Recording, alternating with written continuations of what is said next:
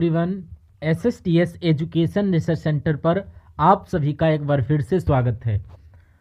आज के इस वीडियो में आप सभी के लिए लेकर आया हूं आपके आरपीएफ एग्ज़ाम 2025 के लिए इम्पॉर्टेंट क्वेश्चन। जैसा कि आपको पता है, आरपीएफ के एग्ज़ाम में टाइम बहुत कम बचा हुआ है। 2 मार्च से आपके एग्ज़ाम स्टार्ट होने वाले हैं। जो भी स्टूडेंट आरपीएफ के एग्ज़ाम देने वाले हैं वो सारे के सारे स्टूडेंट इस क्लास को एंड तक देख लेना। आपको समझ में आ जाएगा कि आरपीएफ के एग्ज़ाम में किस प्रकार के क्वेश्चन पूछे गए थे और इस बार में किस प्रकार के क्वेश्चन पूछे जाएंगे। तो सभी सवालों का आंसर आपको करना है। और भाई, लास्ट में आपको क्या बताना है, लास्ट को आपको यहाँ पर कमेंट में बताना है कि कितने टोटल आपके क्वेश्चन कमेंट बॉक्स में सही हैं, वो आप लोग कमेंट में मेंशन कर देना। तो आइए, पहला क्वेश्चन आपका, इतिहास का पिता कहा जाता है हेरोडोटस को, मैगस्थनीज को, सुकरात को या आर्किमिडीज को। तो आपसे पूछा गया कि इतिहास का पिता किसे कहा जाता है, तो इसको बोलेंगे ऑप्शन नंबर ए, हेरोडोटस को। जिन लोगों ने ए आंसर दिया उन लोगों का सही है, बाकी सबका हो चुका है गलत। तो यहाँ पर मैगस्थनीज ने कौन सी पुस्तक लिखी थी, तो इन्होंने इंडिका पुस्तक के लेखक मैगस्थनीज हैं। नेक्स्ट नंबर का क्वेश्चन देखिए, निम्न में से किसके द्वारा हड़प्पा की खोज की गई थी? दयाराम साहनी के द्वारा, आर.डी. बनर्जी के द्वारा, अबलानंद घोष के द्वारा, रविंद्र सिंह विशिष्ट के द्वारा। तो मेरे भाई, आप सभी को बताना है इस सवाल का राइट आंसर क्या होगा। हड़प्पा की खोज किसके द्वारा की गई थी? सभी स्टूडेंट को कमेंट करना है हड़प्पा की खोज किसके द्वारा की गई थी। तो आप बोलोगे हड़प्पा की खोज दयाराम साहनी ने की थी। तो जिन्होंने आंसर ए दे दिया उन सभी का सही, बाकी मेरे भाई आप सभी का हो चुका है गलत। हड़प्पा की खोज किसने की थी? दयाराम साहनी ने। आर.डी. बनर्जी ने किसकी खोज की थी? तो यानी कि यहाँ पर मोहनजोदड़ो की खोज किसने की थी? आर.डी. बनर्जी ने। अमलानंद ने किसकी खोज थी? तो यहाँ पर कालीबंगा की खोज की थी। तो ए आंसर देने वालों के मजे, बाकी सबका हो चुका है गलत। तीसरा क्वेश्चन आपके सामने कह रहा कि मोहनजोदड़ो में पाई गई सबसे बड़ी इमारत इनमें से कौन सी थी? बताओ मेरे भाई, मोहनजोदड़ो में जो सबसे बड़ी इमारत पाई गई थी वो कौन सी थी?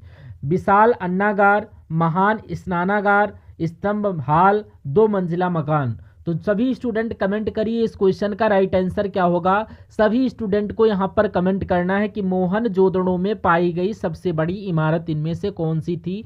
आप बोलोगे महान स्नानागार। कौन सी? महान स्नानागार, ये आपका राइट आंसर हो जाएगा। इसकी आकृति भी कभी कभी एग्जाम में पूछ ली जाती है। इसकी आकृति आपकी कैसी थी? आयताकार आकृति थी। और ये आपका विशाल स्नानागार जो ही स्थित था। अगले क्वेश्चन की तरफ हम लोग बढ़ते हैं। अगर क्लास आपको पसंद आ रही तो वीडियो को लाइक और चैनल को सब्सक्राइब अवश्य कर दीजिए। लाइक और सब्सक्राइब करना बिल्कुल फ्री होता है। नेक्स्ट नंबर का क्वेश्चन, सिंधु घाटी सभ्यता की मुख्य विशेषता इनमें से क्या मानी जाती है? सिंधु घाटी की सभ्यता मुख्य विशेषता इनमें से क्या मानी जाती है? जाति समाज, प्रकृति की पूजा, पशुपालन, व्यवस्थित शहरी जीवन। तो मेरे भाई, सिंधु घाटी सभ्यता की मुख्य विशेषता इनमें से क्या मानी जाती है? आप बोलोगे ऑप्शन नंबर डी, व्यवस्थित शहरी जीवन। व्यवस्थित शहरी जीवन आपका राइट आंसर हो जाएगा सिंधु घाटी सभ्यता का। ठीक है, इसमें आपके नगर बसे हुए थे और यहाँ पर नालियाँ बनी हुई थी और यहाँ पर स्नानागार भी बने हुए थे और 1-2 भवन बने हुए थे। तो इन सब बातों से हमें ज्ञात हुआ कि यहाँ पर व्यवस्थित शहरी जीवन कहाँ पर था? सिंधु घाटी सभ्यता में। नेक्स्ट नंबर का क्वेश्चन, इनमें से किस नदी के किनारे हड़प्पा के खंडहर होते हैं? तो यहाँ पर हड़प्पा के खंडहर किस नदी के किनारे मिलती हैं? तो क्या आपके सतलुज नदी के किनारे मिलेंगे, क्या आपके झेलम नदी के किनारे मिलेंगे, क्या आपका भोगवा नदी के किनारे या रावी नदी के किनारे? किस नदी के किनारे मिलते हैं? तो भाई, हड़प्पा के खंडहर किस नदी के किनारे मिलते हैं? सभी बच्चों को कमेंट करना है। इस सवाल का राइट आंसर होगा रावी नदी के किनारे। रावी को मेरे भाई यहाँ पर परोसरी के नाम से भी जाना जाता है, परोसरणी नदी के नाम से भी जाना जाता है रावी नदी को। और झेलम को किसके नाम से जाना जाता है? विस्तस्ता के नाम से जाना जाता है। तो जिन्होंने आंसर दे दिया डी उनका सही है, बाकी सबका हो चुका है यहाँ पर गलत। त्रिपिटक धर्म ग्रंथ का संबंध निम्नलिखित में से किससे है? त्रिपिटक धर्म ग्रंथ का संबंध निम्नलिखित में से किससे है? तो आपको यहाँ पर बताना है कि ये आपका त्रिपिटक किस धर्म का है? जैन धर्म का, बौद्ध धर्म का, हिंदू या ईसाई धर्म का। तो सभी स्टूडेंट बताओ मेरे भाई, जो त्रिपिटक धर्म है ये किस धर्म का है? तो मेरे भाई त्रिपिटक धर्म की बात चल रही, सभी स्टूडेंट को कमेंट करना है। बौद्ध धर्म के ये जो है संबंध रखते थे। को जैन धर्म का कौन था? तो जैन धर्म का आपका कौन था? आगम। ये आपका गीता जो है हिंदू धर्म का, और हमारी रामायण हो गई, महाभारत हो गई। तो ईसाई धर्म की अगर बात करें तो यहाँ पर कौन सा? बाइबल आ जाता है, जो है आपका ईसाई धर्म का। किस धर्म का है आपका मेरे भाई? यहाँ पर ईसाई धर्म का। तो त्रिपिटक के बारे में बात हो रही, बौद्ध धर्म से संबंधित है। 7वां क्वेश्चन आपके सामने है, तो सभी स्टूडेंट को सवालों का आंसर करना है। और कोई भी स्टूडेंट अगर आप में से यहाँ पर एनटीपीसी रेलवे ग्रुप डी की तैयारी कर रहा, वो भी इस क्लास को देख सकता है। बाकी आरपीएफ के एग्जाम में आपको यहाँ से क्वेश्चन देखने को मिलेंगे। तो सभी स्टूडेंट कमेंट करिए 7वें नंबर क्वेश्चन का। गौतम बुद्ध ने अपना पहला प्रवचन किस स्थान पर दिया था? सारनाथ में, वैशाली, या गया, या आपके पाटलिपुत्र? तो यहाँ पर बताइए गौतम बुद्ध ने अपना पहला प्रवचन किस स्थान पर दिया था? तो पहले प्रवचन की बात चल रही है, सारनाथ में दिया था। कहाँ पर दिया था? सारनाथ में दिया था। और अंतिम उपदेश कहाँ पर दिया था? ये आपका वैशाली था। तो पहला दिया सारनाथ में, अंतिम दिया वैशाली में। जिन स्टूडेंट ने ए आंसर दे दिया उनके मजे हो जाते हैं, बाकी आप लोगों का हो चुका है रॉन्ग। तो सभी स्टूडेंट कमेंट में ये बताइए कि आपका आरपीएफ का एग्जाम कब होगा? 2 तारीख को है, 3 तारीख को है, 4 तारीख को है? सभी स्टूडेंट को ये कमेंट करना है, ठीक है। अगला क्वेश्चन है, कनिष्क के शासनकाल में खाली स्थान का आयोजन हुआ था। अब यहाँ पर द्वितीय बौद्ध संगति का, प्रथम बौद्ध संगति, चतुर्थ बौद्ध संगति, तृतीय बौद्ध संगति। तो बताओ भाई कनिष्क के शासनकाल में खाली स्थान का आयोजन हुआ था। सभी स्टूडेंट को कमेंट करना है कनिष्क के शासनकाल में किसका आयोजन हुआ था। तो मेरे भाई यहाँ पर कनिष्क की बात हो रही, तो ये आपका जो है चतुर्थ बौद्ध संगति इसका राइट आंसर हो जाएगा, इसके साथ हुआ था। और प्रथम बौद्ध संगति ये आपकी आजाद शत्रु के टाइम पर हुई थी। दूसरी बौद्ध संगति कालाशोक, किसके? कालाशोक के टाइम पर हुई थी। और तृतीय बौद्ध संगति ये आपकी अशोक के टाइम पर हुई थी। और चौथी ये आपकी कनिष्क के टाइम पर हुई थी। तो पहली हुई आजाद शत्रु, दूसरी हुई कालाशोक, तीसरी हुई अशोक, चौथी हुई कनिष्क। तो सी आंसर देने वालों के हो चुके हैं मजे। नेक्स्ट नंबर का क्वेश्चन, गौतम बुद्ध किस वंश से संबंधित थे? यहाँ पर कुरु, शाक्य, यात्रक या नंद? तो मेरे भाई यहाँ पर गौतम बुद्ध जिनका जन्म हुआ था लुम्बिनी में। अब बताओ भाई ये किस वंश से संबंधित थे? तो मेरे भाई गौतम बुद्ध के बारे में बात हो रही है, तो शाक्य वंश के ये राजा थे। कहाँ? शाक्य वंश के ये राजा थे। ऑप्शन नंबर बी करेक्ट हो जाता है। 10वां क्वेश्चन आपके सामने है, जैन धर्म में कुल कितने तीर्थकर हुए थे? बताओ मेरे भाई जैन धर्म में कितने तीर्थकर हुए थे? 21, 22, 23, 24। तो सभी स्टूडेंट को कमेंट करना है जैन धर्म में कुल कितने तीर्थकर हुए। तो यहाँ पर टोटल आपके 24 तीर्थकर हुए थे। पहले तीर्थकर कौन थे मेरे भाई? ऋषभ देव थे। कौन से? ऋषभ देव थे। आप लोग यहाँ पर देखिए ऋषभ देव आपके जो थे पहले तीर्थकर थे। और 24वें तीर्थकर कौन थे? ये आपके भगवान महावीर थे। कौन थे? भगवान महावीर जी थे। तो टोटल 24 तीर्थकर हुए थे। 11वां क्वेश्चन आपके सामने है, मगध की प्रथम राजधानी कौन सी थी? राजगृह थी, वज्जी, पाटलिपुत्र या फिर वैशाली? तो सभी स्टूडेंट यहाँ पर कमेंट में बताइए मगध की राजधानी का नाम क्या था। मेरे भाई ये आपका मगध की राजधानी पूछी गई है, ये आप लोग देखिए आपकी राजगृह थी। कौन सी थी? राजगृह आपकी राइट आंसर हो जाता है। ये आपको यहाँ पर याद होना चाहिए। मैं आपसे बात करना चाहूँ तो यहाँ पर अवंती की राजधानी कौन थी? अवंती आपकी जो है उज्जैन की राजधानी थी। किसकी? उज्जैन की राजधानी। अगर मैं आपकी बात करें यहाँ पर तक्षशिला की, किसकी? तक्षशिला की राजधानी का क्या नाम था? तो आप बताओगे गंधार था। क्या था? गंधार था इनका, गांधार। तो यहाँ पर ये आपको याद होना चाहिए। अगला हम बात करें यहाँ पर मथुरा की राजधानी का नाम था, तो ये आपका सुरसेन था। कौन था? सुरसेन था। आप लोग याद रखिएगा। मैं तुमसे अगर बात करें यहाँ पर मत्स्य की राजधानी क्या थी, तो यहाँ पर विराटनगर थी। क्या? विराटनगर थी। तो मगध की राजधानी प्रथम कौन थी? ये आपकी राजगृह थी। ठीक है ना। अगला क्वेश्चन सवाल मेरे भाई, सिकंदर महान ने जब भारत पर आक्रमण किया उस समय पर किसका शासन था? आजाद शत्रु का, महापद्म नंद का, या धनानंद का, चंद्रगुप्त मौर्य का? तो मेरे भाई सिकंदर महान ने जब भारत पर आक्रमण किया था उस समय पर किसका शासन था? उस समय नंद वंश के शासन जो घनानंद थे उनका था। और यहाँ पर झेलम का युद्ध आपका आएगा एग्जाम में, थोड़ा सा पढ़ लेना, आपके एग्जाम में आएगा। 326 ईसा पूर्व में ये आपका कंडक्ट हुआ था, ठीक है। ये सिकंदर और किसके, पोरस के बीच में हुआ था। सिकंदर और पोरस के बीच में ये युद्ध हुआ था आपका झेलम का युद्ध 326 ईसा पूर्व।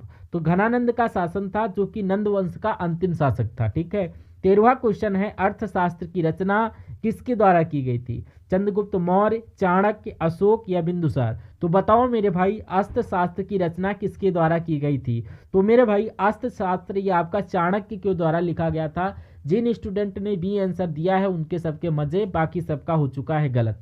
तो सभी स्टूडेंट को नोट करना है, जब ये क्लास खत्म हो जाए तो आपको बताना है कि टोटल क्वेश्चनों में से आपका आज कितने क्वेश्चन आप लोगों के सही हुए। आ जाओ इस क्वेश्चन को देखो, निम्न में से किस वर्ष में कलिंग का युद्ध हुआ था, सभी स्टूडेंट को बताना है।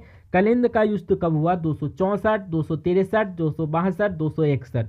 तो कलिंग के युद्ध के बाद में आपका जो है सम्राट अशोक नहीं था, ये आपका किसको ग्रहण कर लिया था, ये आपका ऑप्शन नंबर डी 261 ईसा पूर्व में हुआ था।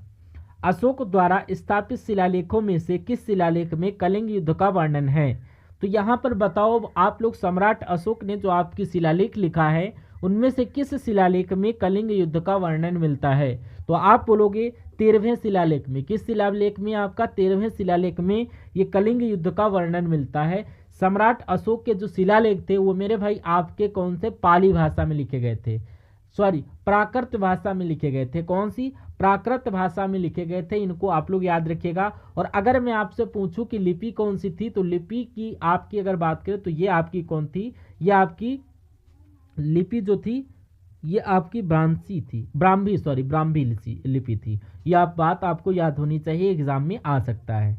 अगला क्वेश्चन है साथियों, कह रहा कि भारतीयों के महान सिल्क मार्ग किसके द्वारा आरंभ किया गया था। तो भारतीयों का जो सिल्क मार्ग था उसका आरंभ किसके द्वारा किया गया था, अशोक, अकबर, हर्षवर्धन या फिर आपका कनिष्क। तो बताओ मेरे भाई इस सवाल का राइट आंसर क्या होगा, सिल्क मार्ग की शुरुआत किसके द्वारा की गई थी। आप बोलोगे मेरे भाई ये कनिष्क के द्वारा की गई थी। कनिष्क ने मेरे भाई 78 ईसा पूर्व में 78 ईसा पूर्व में सत संवत की स्थापना की थी। सत संवत की स्थापना की थी कनिष्क ने। तो सभी स्टूडेंट मेरे भाई क्लास को लाइक और चैनल को सब्सक्राइब कर दो। लाइक और सब्सक्राइब करना बिल्कुल फ्री होता है।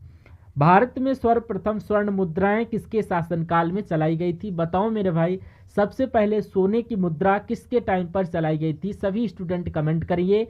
तुम्हारे सामने ऑप्शन है कुषाण, मौर्य, गुप्त या फिर भारतीय यूनानी। आप लोग देखिए तो सर्वप्रथम स्वर्ण मुद्राएं किसके टाइम पर चलाई गई थी, भारतीय यूनानियों के टाइम पर। अगला क्वेश्चन मेरे भाई, संगम युग के इतिहास का संबंध किस स्थान से है। संगम युद्ध का इतिहास का जो संबंध है किस स्थान से है, तमिलनाडु, पाटलिपुत्र, बनारस या फिर सांची। तो बताओ मेरे भाई यहाँ पर बात चल रही संगम युग की, और संगम युद्ध में ये आपका तमिलनाडु नाम आएगा, ठीक है। तमिलनाडु ये आपका तुमसे बात आएगा, और ये आपका सबसे बड़ा ग्रंथ है, तमिल भाषा का सबसे बड़ा ग्रंथ है। सबसे बड़ा ग्रंथ कौन सा है, तमिल भाषा का सबसे बड़ा ग्रंथ है जो है आपका शिल्पाधिकारम, तमिल भाषा का ये जो है आपका याद होना चाहिए, ठीक है। और 19 नंबर का क्वेश्चन है, तमिल भाषा के गौरव ग्रंथ शिल्पाधिकारम व मणिमेखलाई का संबंध किस धर्म से है। तो बताओ भाई शिल्पाधिकारम या मणिमेखलाई का संबंध किस धर्म से है, हिंदू धर्म, जैन धर्म, बौद्ध धर्म, ईसाई धर्म। तो राइट आंसर होगा मेरे भाई हिंदू धर्म। हिंदू धर्म आपका राइट आंसर होगा। गुप्त वंश के किस शासक को भारत का नेपोलियन कहा जाता है। तो भारत का नेपोलियन किसे बोला जाता है, सभी स्टूडेंट कमेंट करो कि भारत का नेपोलियन जो आपका समुद्रगुप्त है इसको बोला जाता है। इन्होंने मेरे भाई आपका जो है प्रयाग प्रशस्ति के लेखक जो हैं ये समुद्रगुप्त के नाम से लिखाई गई थी। और लेखक मेरे भाई कौन थे, इसके लिखने वाले आपके जो थे हरिसेन थे, जो कि यहाँ पर इसके दरबारी कवि थे। तो प्रयाग प्रशस्ति को समुद्रगुप्त ने लिखवाया, हरिसेन इसके लेखक थे। अगला क्वेश्चन देखो, किस गुप्त शासक के दरबार में नवरत्न रहते थे। तो मेरे भाई नवरत्न किसके दरबार में रहते थे, चंद्रगुप्त फर्स्ट के, चंद्रगुप्त सेकंड के, चंद्रगुप्त या समुद्रगुप्त या फिर आपका कुमारगुप्त। तो यह आपके नवरत्न किसके दरबार में रहते थे, तो ये आपके चंद्रगुप्त सेकंड के टाइम पर रहते थे। किसके टाइम पर, चंद्रगुप्त सेकंड के टाइम पर। आज का लास्ट क्वेश्चन है, निम्नलिखित में से किस गुप्त शासक का अन्य नाम विक्रमादित्य था। तो बताओ मेरे भाई, विक्रमादित्य के नाम से किसको जाना जाता है? सभी स्टूडेंट कमेंट करो, विक्रमादित्य के नाम से किसको जाना जाता था? चंद्रगुप्त सेकंड को जाना जाता था। तो ये थे आपके टोटल 22 क्वेश्चन। आप सभी को यहाँ पर जो कमेंट करना है कि 22 क्वेश्चन में से कितने क्वेश्चन सही हुए, सभी स्टूडेंट कमेंट करिए कितने क्वेश्चन आपके सही हुए। और सभी को ये कमेंट करना है कि आपका पेपर किस डेट में है, कौन सी तारीख में, कौन सी शिफ्ट में है। मिलते हैं नेक्स्ट वीडियो में। जय हिंद, जय भारत।